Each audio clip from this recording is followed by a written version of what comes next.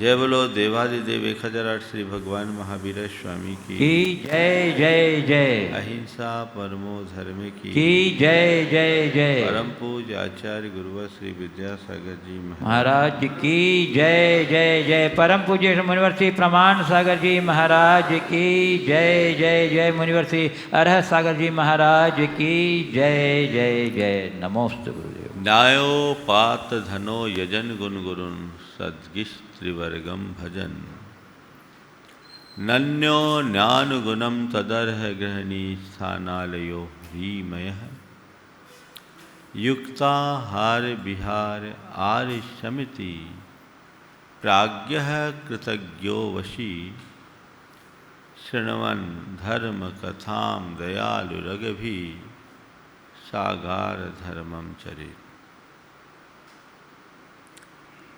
उक्त कारिका का आज महत्वपूर्ण अंश है तदर्ह गृहिणी। कहा गया कि गृहस्थ को धर्म अर्थ और काम इन तीनों पुरुषार्थों के मध्य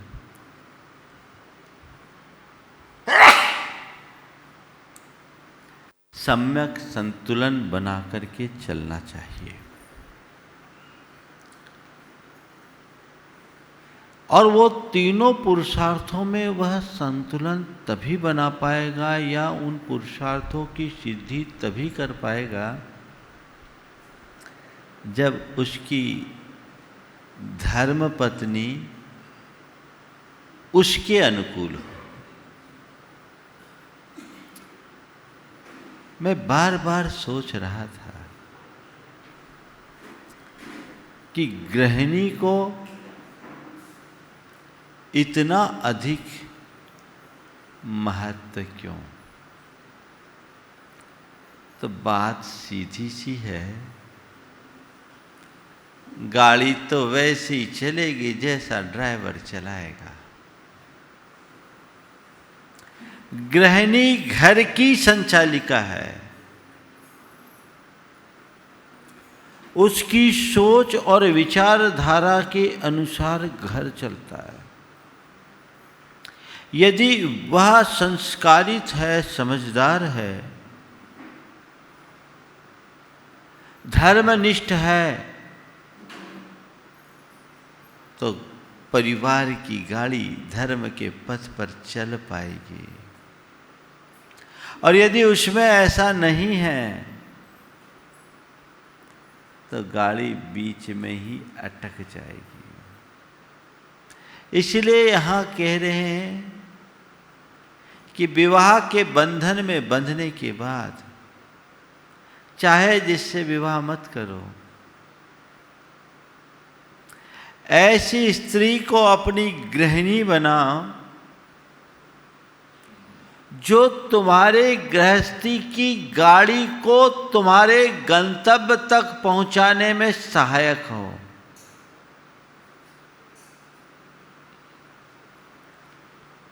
बहुत महत्व की बात है। इससे नारी जाति का गौरव भी प्रकट होता है। कल मैंने एक श्लोक आप सबके मध्य रखा था, अर्धम भार्या मनुष्यस्य भार्या श्रेष्ठतमा सखा भार्या मूल त्रिवर्गस्य भार्या मूल तरिष्यति। उसे त्रिवर्ग का मूल कहा है।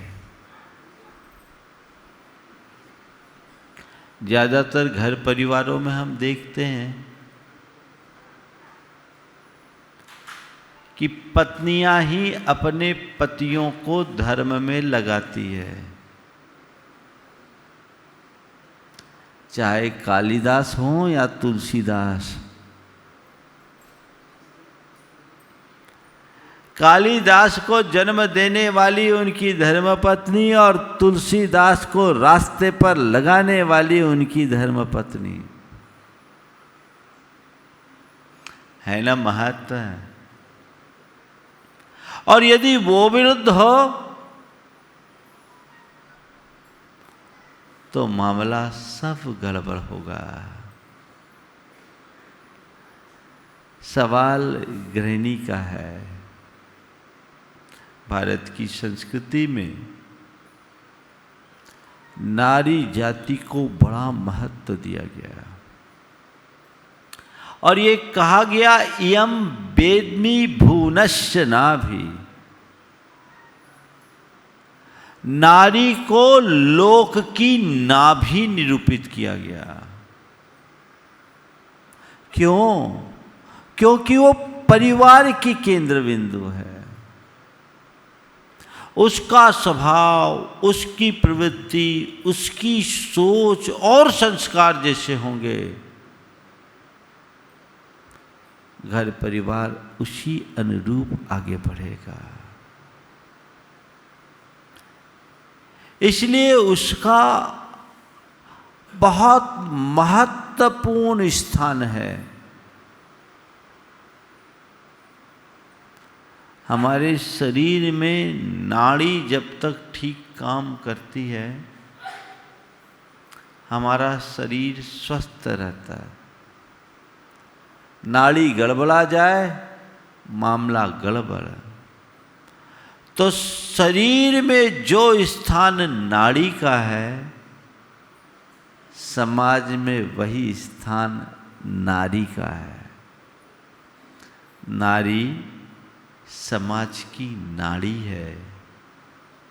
वो ठीक करे तो समाज स्वस्थ है, और वो गड़बड़ तो पूरी समाज अस्वस्थ है। इसलिए नारी को ठीक रहना चाहिए। और इसी वजह से नारी जाति को इतना सम्मान देते हुए कहा गया, यत् नार्यस्तु पूज्यन्ते रमन्ते तत्र देवता सोच्यन्ते ही यत्रैता विनस्तासु ही तत्कुलम्। जिस कुल में नारी का सम्मान होता है वहाँ देवता रमते हैं, और जिस कुल की नारियां शोक मग्न होती है उस कुल का विनाश, शीघ्र विनाश होता है। सवाल ये महिमा क्यों? क्योंकि वो त्रिवर्ग का आधार बनती है। किस नारी में ये बातें संभव है? 4 बातें आज के संदर्भ में कहूंगा। कौन सी नारी आदर्श गृहिणी का रूप धर सकती है? उसके 4 लक्षण हैं। सबसे पहला लक्षण पति परायणता।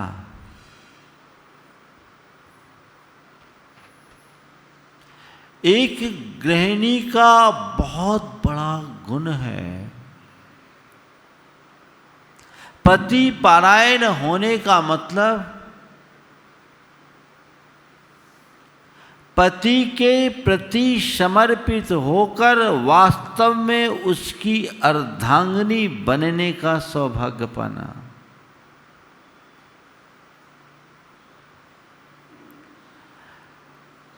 पति का हर प्रकार से सहयोग करना,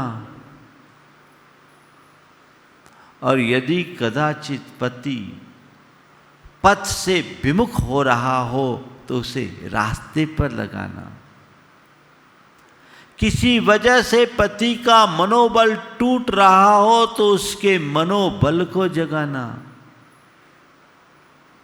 सुख दुख में हर घड़ी में उसके साथ खड़ी रहना। हर चीज को बराबरी का मान करके अपनी हिस्सेदारी देना। आज ये गुण लगभग खत्म से होते जा रहे हैं। इन सब बातों को आजकल लोग पुराने जमानों की बात करने लगे हैं। अब तो ये कहा जाने लगा है कि पत्नी ही पति परायण क्यों बने। पति की भी तो जवाबदारी होती है, मैं मानता हूँ। पतियों को भी अपने पत्नियों को सम्मान देना चाहिए, उनकी भावनाओं का ख्याल रखना चाहिए। लेकिन हम इतिहास को पलट कर देखते हैं तो हमारे समाज की नारियों ने अपनी पति पारायणता के बल पर बड़े बड़े आदर्श उपस्थित किए हैं। आज वह सब गौण हो रहा है। पति पारायणा मैना सुंदरी ने अपने संकल्प से अपने पति के कुष्ठ का भी निवारण कर दिया। आज अगर ऐसा कुछ हो जाए तो बोलो क्या होगा? क्या होगा? डाइवोर्स होगा। और क्या होगा? सोच में बहुत तेजी से बदलाव आ रहा है, कारण कि आज की शिक्षा बदल गई। पहले हर हाल में निभाव की बात सिखाई जाती थी, उससे तालमेल और सामंजस्य बना रहता था। आज समाधिकार की बात आ गई और ये कहा जाने लगा है एडजस्ट करने का काम ही नहीं है। पहले पत्नी अर्धांगिनी बनती थी और पति उसका परमेश्वर होता था। अब अवधारणा बदल गई। अब दोनों एक दूसरे के लाइफ पार्टनर हो गए। विवाह अग्नि की साक्षी में लिए गए 7 फेरे का नाम था।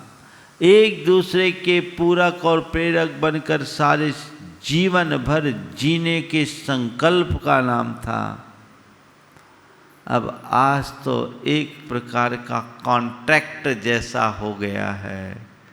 जब तक पटी तो साथ, नहीं पटी तो दोनों का रास्ता अलग अलग। आए दिन जो डाइवोर्स की घटनाएं घट रही है, उसके पीछे इसी मानसिकता, सबसे बड़ी इसकी जड़ इस प्रकार की मानसिकता है। इस मानसिकता ने हमारे समाज की आंतरिक व्यवस्थाओं को तार तार कर दिया। नतीजा आज परिवार टूट रहे हैं। दाम्पत्य जीवन में जैसी मधुरता होनी चाहिए उस मधुरता का अभाव है। संबंधों में बड़ी खटास है। कदाचित विवाह होते ही एक दूसरे से अलग होने की सोचने लगते हैं और कदाचित अलग ना भी हो पाए कानूनी पचड़ों के कारण, तो भी जिंदगी भर एक दूसरे के साथ टकराव का जीवन जीते हैं। बड़ी विचित्र स्थिति है। आज के लोगों की मानसिकता को रेखांकित करते हुए मुझे सुरेंद्र शर्मा की कुछ पंक्तियां लोगों ने सुनाई थी। उसके भाव को बता रहा हूँ। उन्होंने कहा कि आज की शादी पति पत्नी एक दूसरे से प्रेम करने के लिए नहीं करते। आज पति पत्नी एक दूसरे से प्रेम करने के लिए शादी नहीं करते, पुरानी दुश्मनी भजाने के लिए शादी करते। जिंदगी भर लड़ते रहते। उन्होंने कहा पति पत्नी एक दूसरे से जीवन में कभी न मिलने वाली रेल की 2 पटरियों की तरह है। बच्चे हैं जो स्लीपर बनकर दोनों को जोड़े रहते हैं। नहीं तो दोनों ही अलग अलग हो जाएं। वो उन्होंने एक व्यंग्यात्मक लहजे में ऐसा कहा, पर वाकई में ये परिपाटी पश्चिम की है, भारत की नहीं। पर विडंबना ये है कि ये पश्चिमी जीवन मूल्य हमारे भारतीय मानस पर बहुत तेजी से हावी होने लगे और इन्हें बढ़ावा दिया जा रहा है, इन्हें आधुनिक होने के प्रमाण के रूप में देखा जा रहा है। समाज की जो बिगड़ती हुई दशा है वो उसका प्रमाण बन रही है। हमें यहाँ बहुत सावधान होने की जरूरत है। प्रेम से जो कुछ पाया जा सकता है, तकरार से नहीं। प्रेम में समर्पण का भाव होता है। आज प्रेम बहुत दूर जाता जा रहा है, समर्पण खत्म हो गया, समाधिकार की भावनाएं सामने आ गई, तो सब कुछ अलग अलग अलग अलग। एक जमाना था जब पति और पत्नी के बीच में कोई भेद नहीं होता था, और एक जमाना आज है कि पत्नी अपनी मोबाइल या पति अपनी मोबाइल को बिना पासवर्ड के लॉक किए एक दूसरे को नहीं देते। होता है नहीं होता, बोलो। ये किस बात का प्रमाण है? एक बार मेरे पास कुछ दंपति बैठे थे, मैंने ऐसी चर्चा में कहा, ये बताओ तुम लोग बेखटके अपना मोबाइल एक दूसरे को देने को तैयार हो? सबने ना कर दिया। बोले महाराज हमारी प्राइवेसी। अब सोच लो, ये प्राइवेसी किस चीज को दर्शा रही है? इसके पीछे की मानसिकता क्या है? बोलो। है ना ये हमारी दुर्बलता? दोनों दोषी है। इस मानसिकता से उपरत होना चाहिए। बंधुओं, आज ऐसे उदाहरण मैंने देखे हैं। आधुनिक युग में भी मैना सुंदरी का आदर्श है। नकारात्मक उदाहरण तो आपने बहुत सुने। आज मैं आपको एक उदाहरण बता रहा हूं, एक घटना बता रहा हूं। एक युवक की सगाई हुई। युवक विदेश में रहता था। 6 महीने बाद विवाह की तारीख निश्चित हुई। सगाई के 2 महीने बाद लड़के की किडनी में प्रॉब्लम आ गई। उसका प्रोटीन जो है वो वेस्ट होने लगा। कोई एक बीमारी हुई, मैं भूल रहा हूँ, क्रेटनाइन बहुत बढ़ गया। लड़के ने अपनी बीमारी की जानकारी लड़की को दी, लड़की के माँ बाप को दिया और कहा कि मेरी शरीर की स्थिति खराब है, मेरी किडनी पता नहीं अब क्या होगा, ठीक होगी कि नहीं होगी। इतनी कम उम्र में इस तरह से किडनी का प्रभावित होना अच्छे संकेत नहीं है। इसलिए मैं तुमसे कहता हूँ हमारी सगाई तोड़ दो और तुम जिससे अपना विवाह करना चाहो कर लो। लड़की ने जो बात कही वो बहुत ध्यान देने योग्य है। उसने कहा कि मेरी सगाई तुम्हारे साथ हो गई तो इस जीवन में अब और किसी के साथ सगाई नहीं होगी। मैं विवाह करूंगी और तुम्हारे ही साथ करूंगी, भले तुम्हारे साथ मुझे जीवन के 2 पल मिले। मुझे स्वीकार है, ये तो सगाई के बाद ऐसा हुआ। कदाचित मेरे पेरेंट्स जैसा दबाव दे रहे थे जल्दी शादी करने का, और इस बीच विवाह हो जाता है, और विवाह होने के बाद ऐसा कुछ होता तो क्या, मैं क्या करती, तलाक लेती क्या? ये मेरे संस्कार के विरुद्ध है, मैं सपने में ऐसा नहीं कर सकती। लड़की के परिवार वालों ने लड़की को कई तरह से समझाना चाहा। उस परिवार में एक डॉक्टर भी था, उसने भी अपना ज्ञान दिया कि इसके लिए कुछ कह नहीं सकते, पोजीशन क्रिटिकल है, कुछ भी हो सकता है। लड़की टस से मस नहीं हुई। उसने कहा नहीं, मैं अब जो होगा उसी से करूंगी, और उसने उस अवधि में नमोकार मंत्र का व्रत लिया और अपने भावी पति के स्वास्थ्य की कामना से नमोकार के 1.25 लाख जाप का संकल्प लिया। इधर लड़के के माता पिता ने भी लड़की वाले से बोल दिया, भाई देखिए हमारी तरफ से जो पोजीशन हम कुछ छिपाना नहीं चाहते, और लड़के की स्थिति ठीक नहीं है, हम भी किसी लड़की के जीवन से खेलना नहीं चाहते। लड़के ने भी अपनी तरफ से कह दिया, लेकिन लड़की टस से मस नहीं, तो लड़के ने कहा ठीक है,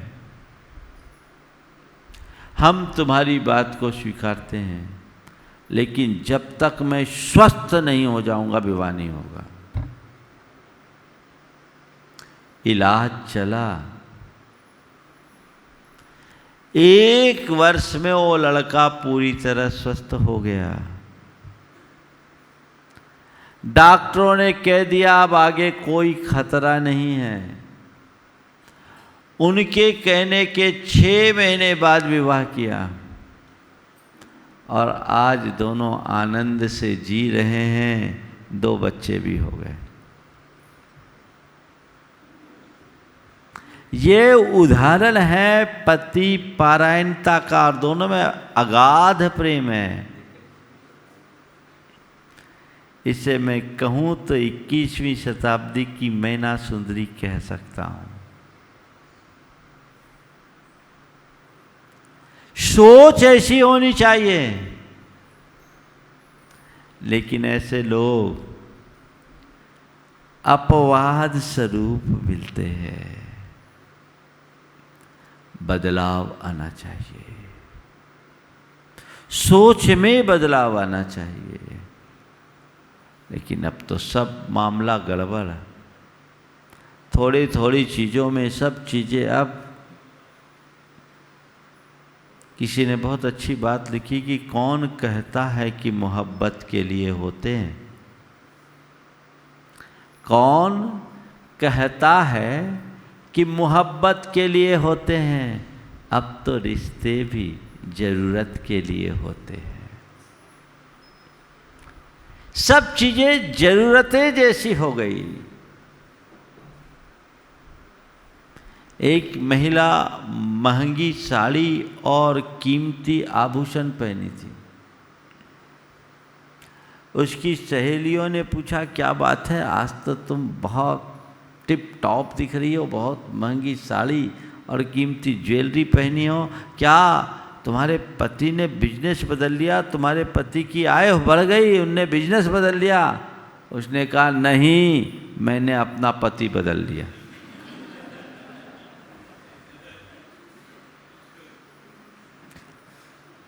ये कहानी है। बोलो क्या होगा, क्या होगा?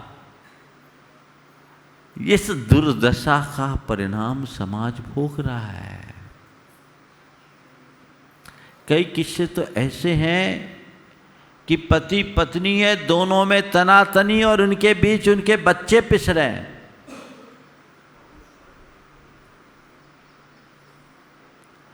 एक तो ऐसा है जिसकी पत्नी अपनी बेटियों पर शक करने लगी। अब बोलो क्या करें? कि पति एक तरफ, बेटियां पति के साथ और पत्नी एक तरफ, तालमेल नहीं। बेटी पर ही शक, अंतरंग में प्रेम पनपे बिना परिवार में प्रसन्नता के फूल नहीं खिल सकते। और प्रेम समर्पण और सद्भावना से पनपता है। परस्पर की आत्मीयता और प्रगाढ़ता का नाम प्रेम है। आज उसका स्थान अहंकार और उत्तेजना ने ले लिया। आपस में खटपट चलती है। हमें यहां सोचना चाहिए,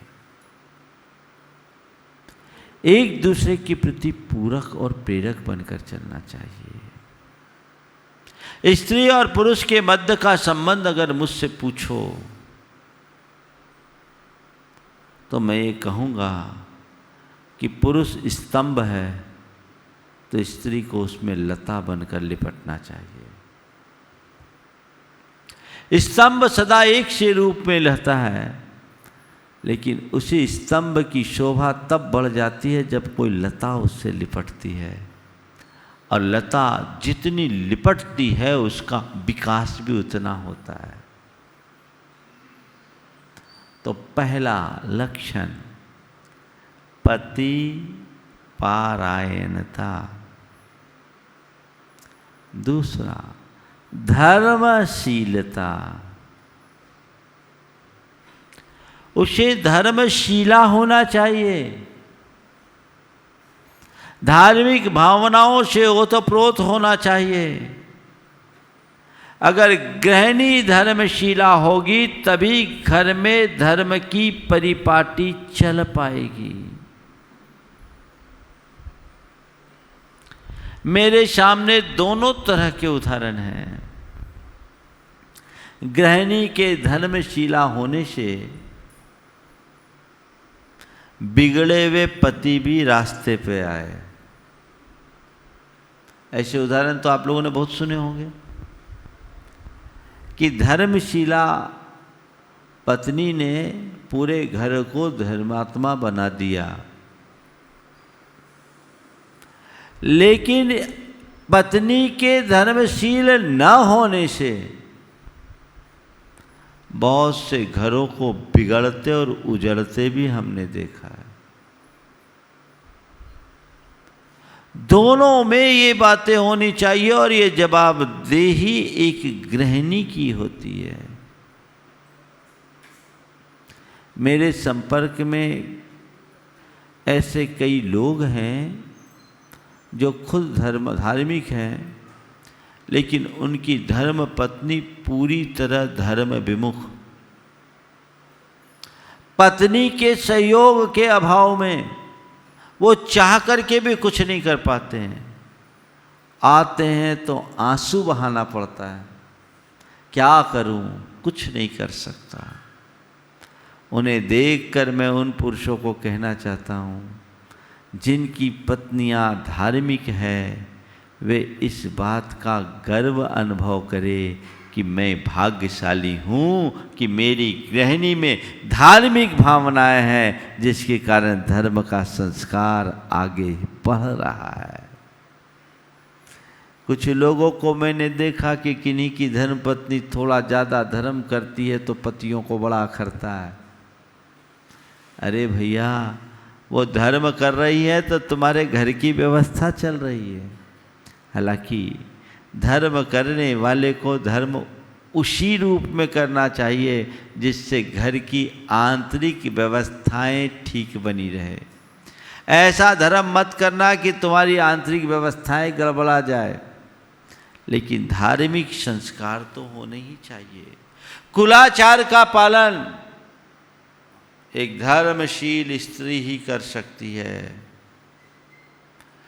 दान धर्म की परिपाटी एक धर्मशील स्त्री के बल पर ही हो सकता है। अगर वो धर्मशीला नहीं हो तो कुछ नहीं हो। आजकल इसका अभाव होता जा रहा है। आजकल जिस तरह की पढ़ाई लिखाई है, उनके लिए धर्म का ज्ञान ही नहीं होता। हमारे आज कौन सी परंपरा, आज कौन सा पर्व है, कौन सा त्यौहार है, हमारी रीतियाँ क्या हैं, हमारे रिवाज क्या हैं, हमारा धर्म क्या है, आज की पीढ़ी को कुछ पता ही नहीं। पहले घर की दादियाँ होती थी, वो बेटे बेटियों को ले जाते थे मंदिर कि बेटा देख आज ये त्यौहार है, आज तुझे ये करना, आज ये है तो तुझे ये करना। ये संस्कार अपने आप मिल जाते थे।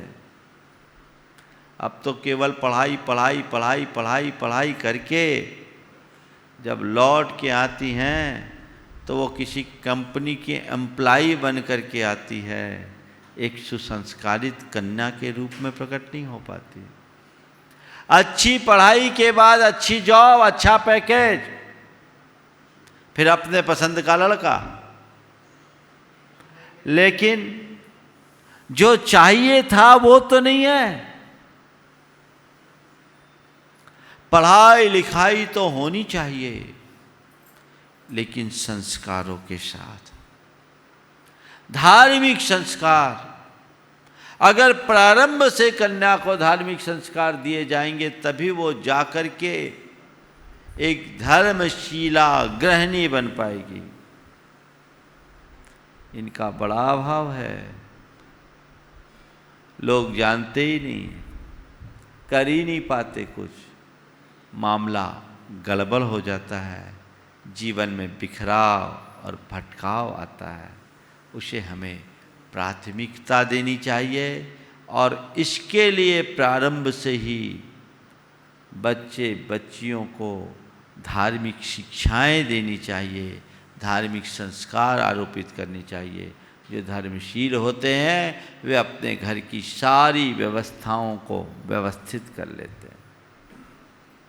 तीसरी बात, कार्य कुशल होना चाहिए। कार्य कुशलता एक बड़ा गुण है। उसे घर के कार्यों में दक्षता होनी चाहिए। पुरुष बड़े बड़े प्रावधान प्रस्तुत कर सकता है, लेकिन घर की आंतरिक व्यवस्था को संभालना उसके बस की बात नहीं है। उसे काम में दक्ष होना चाहिए, कुशल होना चाहिए और किसी भी कार्य को हल्का नहीं मानना चाहिए। आजकल तो देखने में आता है कि घर का काम करना ही नहीं जानती। अच्छी अच्छी ग्रेजुएट लड़कियां घर का कोई काम नहीं कर सकती, भोजन बनाना तो जानती नहीं है और कहती हम भोजन बनाने के लिए, रोटी बनाने के लिए थोड़ी पढ़ाई लिखाई की है। और लड़कियां कहती सो कहती हैं, उनकी मम्मी भी कहती है। लॉकडाउन ने सिखा दिया कि अपने हाथ से नहीं बनाने वालों का क्या हाल है। हाँ, सब करना ही पड़ेगा। अरे यहाँ तो फिर भी लोग मिल जाते हैं। विकसित देशों में जाकर देखो, एक बड़े अरबपति ने मुझसे कहा, अमेरिका में रहते हैं, बोले महाराज जी यहाँ के लोग बड़े सुखी हैं। बोले हमको डेली 100 किलोमीटर ड्राइव करना पड़ता है, ड्राइवर नहीं रख पाते हैं, घर का खाना बना सब हमें बनाना पड़ता है, झाड़ू पोछा बर्तन सब अपने हाथ से करना पड़ता है, कपड़ा भी अपने हाथ से ही धोना पड़ता है। वहाँ आदमी कहाँ है? हायर करना सबके लिए बस की नहीं है। और वो अरबपति व्यक्ति ये कह रहा है कि उनको ऐसा करना पड़ता है। लेकिन आप सब आदमी योग मिले आप उनका प्रयोग करो, लेकिन खुद कार्यकुशल होना चाहिए, सीखना चाहिए। और अब तो मैं कहता हूँ पुरुषों को भी सीखना चाहिए। लॉकडाउन में बहुत से पुरुषों ने भोजन बनाना सीख लिया, ये होना ही चाहिए। मैंने बहुत से युवकों को नियम दिया है कि तुम खाना बनाओगे, ये नियम लो कि 3 दिन तुम्हारी धर्मपत्नी चौके में नहीं जाएगी। ये नियम लो, 3 दिन तुम्हारी धर्मपत्नी चौके में नहीं जाएगी, 3 दिन उसको रेस्ट देंगे और तुम 3 दिन चौका संभालोगे। और एक दिन मैंने कहा था कि पत्नी यदि उपवास करे और पति उसकी पालना कराए तो उनका दाम्पत्य हमेशा मधुर बना रहेगा। सीखना चाहिए, सीख के चलना चाहिए। जवाबदारी है, कार्य कुशलता होनी चाहिए, कार्य में किसी भी प्रकार की कटौती नहीं होनी चाहिए। जो कार्य करना है मुझे करना है, उसे अपना कर्तव्य मानो। पहले तो संयुक्त परिवार होते थे, घर में काम ज़्यादा होता था तो फिर भी लोग कर लेते थे। अब तो थोड़े से लोग हो, उसमें भी काम को लेके खींचाता नहीं। आज की विडंबना कैसी है। एक विधवा महिला ने अपने बेटे को पढ़ाया लिखाया और वो मास्टर बन गया, शिक्षक बन गया। उसका विवाह हुआ, एक पढ़ी लिखी लड़की से विवाह हुआ। घर में बहू आई और बहू रानी, पूरी बहू रानी निकली। 8 बजे के पहले तो सो के न उठे। और वो माँ एक संस्कारित पारंपरिक महिला थी। सुबह उठ करके अपने घर का झाड़ू पोछा खुद अपने हाथ से करती आ रही थी, करने लगी। सुबह सुबह झाड़ू लगाई। बेटा मातृभक्त था। बेटे ने देखा कि माँ झाड़ू लगा रही, बेटे से रहा नहीं गया। वो माँ के पास आया, बोले माँ इस उम्र में मैं तुझसे झाड़ू नहीं लगवा सकता, झाड़ू मुझे दे। इस उम्र में मैं तुझसे झाड़ू नहीं लगवा सकता, झाड़ू मुझे दे, मैं झाड़ू लगाऊंगा। माँ कहती बेटा तेरे को इसलिए थोड़ी मास्टर बनाया है कि तुझसे झाड़ू लगवा, तू मेरा राजा बेटा है, मैं तुझसे झाड़ू नहीं लगवा सकता। माँ कहती कि मैं तुझसे झाड़ू नहीं लगवा सकती और बेटा कहता माँ तुझे मैं झाड़ू लगाते नहीं देख सकता। दोनों आपस में झगड़ने लगे। झाड़ू माँ के हाथ में, बेटा अपनी ओर खींचे, माँ अपनी ओर खींचे। दोनों की बातचीत चलते चलते में बहू रानी डिस्टर्ब हो गई, उनकी नींद खुली और उठ कर के बालकनी में आके खड़ी हुई। बहू रानी उठ कर के बालकनी में आके खड़ी हुई और दोनों को झगड़ते देखी तो ऊपर से ही अपना फैसला सुनाते हुए कही अजी झगड़ते क्यों हो, ऐसा करो एक दिन आप और एक दिन आप लगा लिया करो। एक दिन माँ एक दिन बेटा। अब ये क्या हाल है। कार्य कुशलता होनी चाहिए। और चौथी बात मितव्ययिता। मितव्ययी कुरल काव्य में लिखा है वही उत्तम सहधर्मिणी है जिसमें सुपत्नित्व के सभी गुण समाहित हो और जो अपने पति के आय से अधिक व्यय न करती हो। बहुत महत्व की बात कही है। फिजूल खर्ची कतई अच्छी नहीं है। घर की अर्थव्यवस्था को बनाए रखने की जवाबदारी गृहिणी की है। आय के अनुरूप व्यय। दूसरों से होड़ और प्रतिस्पर्धा करने वाले लोग घर का आर्थिक संतुलन बिगाड़ देते हैं, बजट बिगाड़ देते हैं। आजकल यही होने लगा है। सब लोग अपनी हस्ती और हैसियत को देखे बिना अपने आप को औरों के समकक्ष साबित करने का प्रयास करते हैं और उस कोशिश में मामला अंदर से गड़बड़ा जाता है, खींचातानी मच जाती है। ये ठीक बात नहीं है। जितनी हमारी आय है हमें उसी के अनुरूप व्यय करना चाहिए। अगर पति की आय अधिक है तो तुम अधिक खर्च कर सकते हो। आय कम है तो कम में काम चलाओ। बहुतों की हालत अलग होती है। एक बार ऐसा हुआ, पति दफ्तर से आया, पत्नी ने बिफरते हुए कहा बहुत हो गया, अब आप कुछ करो। बोले क्या हो गया? अब मुझसे सहन नहीं हो सकता, आप कुछ करो। बोले क्या हो गया? बोले क्या ये 5,000 रुपया महीने वाले फ्लैट में रहते रहते जी उकता गया। मेरी सारी सहेलियां बढ़िया फ्लैट में रहती, 10,000 रुपये महीने वाले फ्लैट में रहती हैं, मैं उनसे मिलती हूँ तो आंखें नहीं मिला पाती। ठीक है, अपना फ्लैट अच्छा है, मेरी आमदनी के हिसाब से ये फ्लैट ठीक है, क्या दिक्कत है, मैं कुछ नहीं सुनना चाहती। आप चाहे जैसे हो, आप अपनी आमदनी बढ़ाओ, पर हम इस फ्लैट में नहीं रह सकते।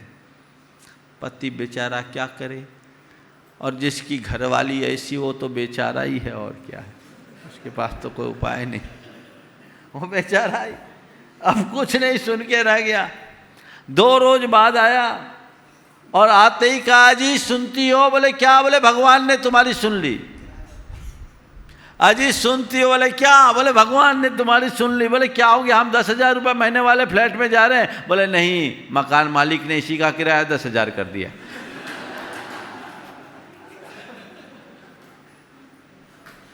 इसको क्या कहेंगे? ये बड़ी विडंबना है, हमें इस तरह की विडंबना से बचना चाहिए। समय आप सबका हो रहा है। परसों 21 तारीख है, 21 तारीख को अंतर्राष्ट्रीय योग दिवस। सभी लोगों का भाव है कि उस दिन भावना योग कराया जाए।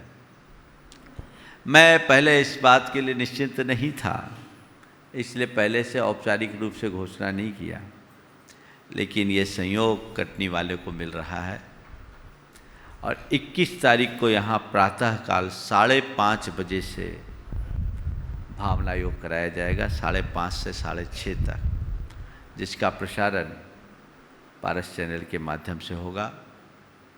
और जो जिनवानी चैनल के श्रोता हैं उनको प्रवचन के टाइम में इसका लाभ मिलेगा।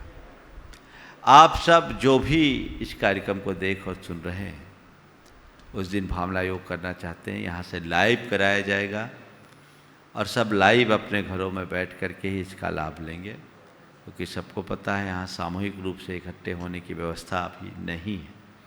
इसलिए आप सब लाभ लीजिए, उस दिन भावना योग कीजिए। और जो लोग भावना योग अब तक करते आ रहे हैं वे अपने एक्सपीरियंस शेयर जरूर करें, उसमें कंजूसी ना करें। सभी लोगों को अपना एक्सपीरियंस शेयर करना चाहिए ताकि इस भावना योग का प्रचार प्रसार हो सके, विश्वव्यापी स्तर पर इसे फैलाया जा सके। इसमें आपकी बहुत बड़ी भूमिका है। यदि आपको कुछ भी लाभ हुआ है तो आपको चाहिए कि उसे आप लिखित रूप में या एक अपना बाइट बनाकर प्रामाणिक ऐप में उसे डालें। उसका पूरा डिटेल उसमें दिया हुआ है। तो उसमें क्या फ्लिप किट चाइनीज़ तो नहीं है? हाँ, माइक्रोसॉफ्ट है, ठीक है। मैं एक सलाह दूंगा, चाइनीज़ कंपनी की जूम ऐप और 52 एप्लीकेशन है चाइनीज़, उनका प्रयोग करना बंद कीजिए। आज चीन जो हमारा शत्रु बन कर के हमारे सामने खड़ा है, जिसने हमारे सैनिकों को मारा है, ऐसे देश का सपोर्ट करना एक प्रकार के देशद्रोह है। हमें उनका कोई सहयोग नहीं करना चाहिए, उनका बहिष्कार करना चाहिए, उनकी हर वस्तुओं का बहिष्कार करें। उन्हें इस तरह से हम आर्थिक मार दें, ये भी एक बहुत बड़ी जंग की जीत होगी। और आज के युग में अस्त्र से किसी को हराने में कोई लाभ नहीं, अगर अर्थतंत्र को तोड़ दिए तो बहुत बड़ी जीत होगी। इसलिए सभी को ये संदेश जाना चाहिए। आप इनका ध्यान रखें, आप हर चीज़ का उपयोग करें। कदाचित हमारे पास उसका अभाव हो तो हम चला लेंगे, लेकिन अब हमें चाहिए एक संकल्प लेना है कि चीनी वस्तुओं का और चीनी टेक्नोलॉजी का हमें इस्तेमाल नहीं करना है। तो आने वाले 21 तारीख को ठीक 5:30 बजे, क्योंकि योग का समय सुबह ही अच्छा रहता है, तो ये सूचनाएं आप सब लोगों को प्रसारित कर दें और सीधे हमारे साथ भावना योग के साथ जुड़ने की कोशिश करें। समय आप सबका हो गया। जय बोलो परम पूज्य आचार्य गुरुवर श्री विद्यासागर जी महाराज की जय।